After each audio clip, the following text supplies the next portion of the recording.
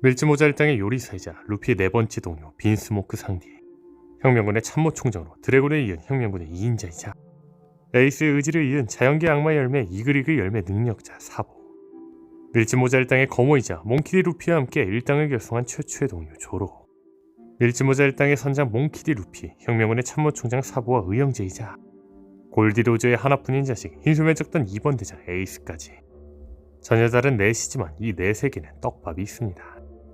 먼저 상디와 사보는 같은 금발색 머리를 하고 있으며 이들은 각각 빈스모크 왕국의 왕자 그리고 고아왕국의 귀족이지만 자신들의 혈통을 부끄러워하고 있죠. 참고로 사보의 가문은 왕과 결혼할 정도의 매우 높은 가문으로 실제 사보의 양동생 스텔리는 고아왕국의 공주와 결혼하며 왕자가 되었습니다. 다시 돌아와 상디는 바다로 도망쳐 나왔고 이후 사고에 빠지지만 제프에 구해지며 제프와 같은 요리사가 되었습니다. 또한 사보 역시 바다로 도망쳐 나왔고 이후 사고에 빠지지만 드래곤에 의해 구해지며 드래곤과 같은 혁명군이 되었죠. 재미있는 건 상디의 생일은 3월 2일, 사보의 생일은 3월 20일입니다. 또한 에이스와 조르는 다른 사람 밑에 들어갈 인물이 아니지만 한 남자에 매료되며 선장이 아닌 선원이 되었습니다. 또한 조로는 루피를 위해 쿠마에게 자신의 목숨을 걸었으며 에이스 역시 루피를 노린다는 띠치의 말에 혼자서 검은수염 해적단을 상대했죠. 여기서 또 재밌는 건 조로의 생일은 11월 11일, 에이스의 생일은 1월 1일이라는 겁니다.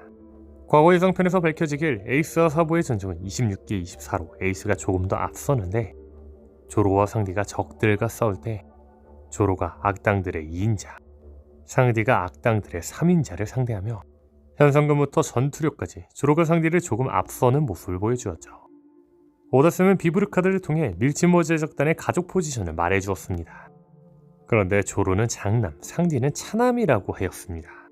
재밌는 건 의형제인 에이스 사보 루피 조합에서 에이스와 사보는 동갑이지만 에이스의 생일이 더 빠르기도 하고 역할로만 보자면 에이스가 장남 느낌이 나기도 하죠.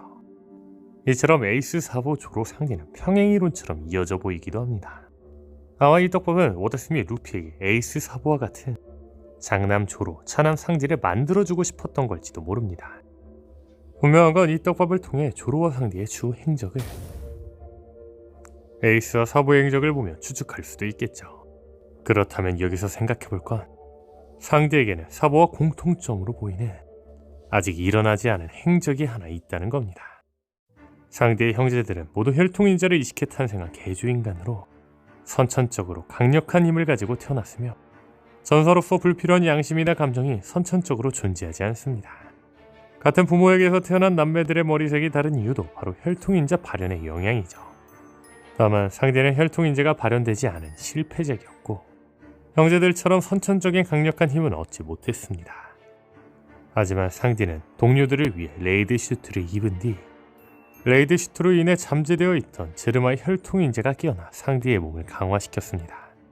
심지어 키는 상디가 투명해졌다고 착각할 정도로 상디의 스피는 빨라졌으며 상디는 이 힘으로 백수적단의 퀸을 날려버리기도 하였죠. 그런데 이 혈통인자 각성에는 부작용이 하나 있습니다. 그건 바로 감정을 읽는 괴물이 된다는 겁니다. 물론 상디는 와노쿠니 편에서 혈통인자를 각성한 뒤 형제들처럼 감정을 잃지는 않았지만 잠시 기억을 잃는 모습을 보였습니다. 그렇다면 생각해볼 건 상디와 이어지는 사보는 기억을 잃은 적이 있다는 겁니다. 즉 떡밥적으로 생각해보자면 상대는 혈통인자의 힘을 이용한다 사보처럼 기억을 잃을 수 있다는 겁니다. 분명한 건 상디가 앞으로 상대해야 할 자들은 백수적단의 퀸보다 더 강력한 자일 겁니다. 즉 상대는 추후에는 더 큰 혈통인자의 힘을 사용할 것이고 그 부작용은 모두 상디 자신에게 올 거라는 거죠. 다만 사보는 기억을 되찾았습니다. 그런데 이 기억을 되찾은 계기는 에이스의 죽음이었습니다. 즉 상대는 혈통인자를 완전히 각성하며 기억을 잃지만 누군가의 죽음으로 인해 기억을 되찾을지도 모른다는 겁니다. 물론 이 누군가는 사보처럼 기억을 되찾을 정도로 가까운 의형제 에이스, 즉 에이스와 연결되던 동료 조로의 죽음이 될지도 모릅니다. 더 나아가 그 죽음은 조로가 루피를 구하기 위해 에이스처럼 대신 죽을 수도 있겠죠. 하지만 조로는 주인공입니다. 극 중에서 조력자 역할이던 에이스와는 다르죠. 또한 사보의 기억상실은 큰 충격으로 인해 기억을 잃은 것이기에 큰 충격으로 인해 다시 기억을 되찾을 수 있었습니다. 그런데 만약 상대가 혈통인자 각성으로 인해 감정을 잃는다면 사부처럼 큰 충격이 생겼다고 다시 기억을 되찾는 건 애매할 수 있습니다. 즉 상대가 기억을 잃는다면 이는 과학의 문제이기에 베가펑크가 기술적으로 치료하지 않는 이상 충격으로는 기억을 되찾기는 힘들 거라는 거죠. 다만 상대가 과학 말고 기억을 되찾을 수 있는 떡밥이 하나 있습니다. 그건 바로 푸딩입니다. 푸딩은 초인계 악마의 열매인 메모리 열매의 능력자로 타인의 기억을 조작할 수 있습니다. 물론 이 외의 능력은 자세하게 나오진 않았지만 아마 메모리 열매의 능력자기에 타인의 기억을 저장할 수도 있을 겁니다. 현재 푸딩은 검은 소매작단에게 납치되며 다시 한번 등장했습니다. 그런데 오다스미 푸딩을 다시 등장시킨 건 푸딩을 통해 만들어진 스토리가 있기 때문입니다. 아마 그 스토리는 푸딩을 구출하는 빅맘 해적단 혹은 사만족 푸딩을 이용해 로드 포네그리프를 찾는 검은 소매 해적단이 될 수도 있겠죠. 다만 앞선 상디사보 기억상실 떡밥을 푸딩으로 대입시켜본다면 에이스의 죽음, 기억을 되찾는 사보, 푸딩의 죽음, 메모리 효과가 사라짐, 기억을 되찾는 상디. 즉 상디는 혈통인자 각성으로 기억을 잃지만 푸딩의 죽음으로 메모리 열매 효과가 사라지며 상디는 기억이 돌아올 수 있다는 겁니다. 분명한 건 푸딩이 상디를 위해 기억을 제거할 때 푸딩이 상디의 기억을 갖고 있었을 수도 있죠.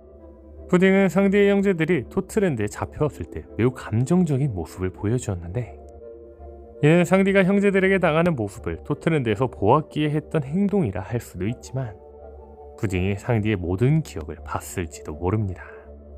물론 오다스는 누군가를 잘 죽이지 않고 있습니다. 다만 만화나 드라마, 시리즈물에서도 초반에는 잘 죽지 않다가 최종막에서는 죽는 사람들이 계속해서 발생합니다. 이는 많은 극에서 사용하는 최종막의 분위기를 끝까지 끌어올리는 수법이죠. 즉 최종막에서는 누가 죽어도 이상하지 않다는 겁니다. 실제 와노쿠니 편에서만 해도 죽은 사람이 야스이엘, 슈텐바루, 이조, 페드로 4명이죠. 과연 상디는 사보처럼 기억을 잃을까요? 그리고 잃는다면 푸딩의 죽음이 상디의 기억을 되찾게 해줄 수 있을까요? 오늘 영상은 여기까지입니다. 시청해주셔서 감사합니다.